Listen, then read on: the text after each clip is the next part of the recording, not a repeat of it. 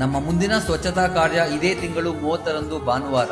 ವಿಳಾಸ: ಹಾಸನ ಜಿಲ್ಲೆ, ಹಾಸನ ತಾಲೂಕು, ಕೊರವಂಗಲ ಎಂಬ ಗ್ರಾಮದಲ್ಲಿ. ಕತ್ತಿಯಲ್ಲಿ ಶೌರ್ಯ, ಜನಗಳಲ್ಲಿ ಸಂಸ್ಕೃತಿ, ಕಲ್ಲಿನಲ್ಲಿ ಕಾವ್ಯ ಬರೆಯುವ ಶಕ್ತಿ ಇವೆಲ್ಲ ಒಂದಾಗಿ ಹೊಯ್ಸಳರ ದಿನಗಳಲ್ಲಿ ಉದಯಿಸಿದ ಈ ಗೋವಿಂದೇಶ್ವರ ದೇಗುಲ ಇಂದು ನಿರ್ಲಕ್ಷ್ಯ ಜನರ ಮದ್ಯಪಾನ ಪ್ರಿಯರ ತಾಣವಾಗಿದೆ. ಲಿಂಗವಿಲ್ಲದ ಈ ಗುಡಿಯಲ್ಲಿ ಪೂಜಿಸುವ ಕೈಗಳಿಲ್ಲದೆ ಅನಾಥೆಯಾಗಿದೆ. ಜನಸಂಪರ್ಕವೇ ಇಲ್ಲದ ಈ ಕ್ಷೇತ್ರ ಇಂದು ಗಿಡಗಂಟಿ, ಕೆಟ್ಟ ಕಲ್ಲು ಮುಳ್ಳು, ವಿಷಕಾರಿ ಹುಳುಗಳ ಆವಾಸ ಸ್ಥಾನವಾಗಿದೆ. ಪೂಜಾ ಹೋಮ ಇಲ್ಲದಿದ್ದರೂ ಇಂದಿಗೂ ಕಳೆಯದ ಗೋಡೆಗಳ ಮೇಲಿನ ಲಕ್ಷ್ಮಣ, ವೇಮನ, ನರಸಿಂಹ, ರಾಮಾಯಣ, ಮಹಾಭಾರತದ ದೃಶ್ಯಗಳು, ಯೋಧರ ಕಥೆಗಳು, ಸಂಸ್ಕೃತಿಯ ಫಲಕಗಳು, ಪೂರ್ವಿಕರ ಪೀಠಗಳು, ಕೇಳಿಸದೆ ಮಾತನಾಡುವ ಶಿಲ್ಪ ಕಲೆಗಳು, ತಂತ್ರಜ್ಞಾನಕ್ಕೂ ಸಹ ಸವಾಲು ಎಸೆದಂತೆ ಒಂದೇ ಕಲ್ಲಿನಲ್ಲಿ 7-8 ಬಗೆ ಬಣ್ಣದ ಛಾಯೆಗಳು, ತೀಕ್ಷ್ಣತೆಯ ವಿನ್ಯಾಸಗಳು. ಹೊಯ್ಸಳರ ದೇವಸ್ಥಾನಗಳಲ್ಲಿ ಕಾಣುವ ಸೋಪಾನ ಜನತೆ ಕೇವಲ ಅದು ಅಲಂಕಾರವಲ್ಲ, ಅದು ಒಮ್ಮೆ ನಮ್ಮ ಕನ್ನಡ ನಾಡು ಹೊಂದಿದ್ದ ಕೀರ್ತಿ, ಸಂಸ್ಕೃತಿಯ ಆರತಿ. ಕಲೆಗೂ ಧರ್ಮಕ್ಕೂ ಸಂಸ್ಕೃತಿಯ ಪರಂಪರೆಗೂ ಗೌರವ ಕೊಟ್ಟ ಯುಗದಲ್ಲಿ ನಿರ್ಮಿಸಿದ ಈ ದೇಗುಲದ ಸ್ವಚ್ಛತೆ ಇದೇ ಭಾನುವಾರ ಹಮ್ಮಿಕೊಂಡಿದ್ದೇವೆ.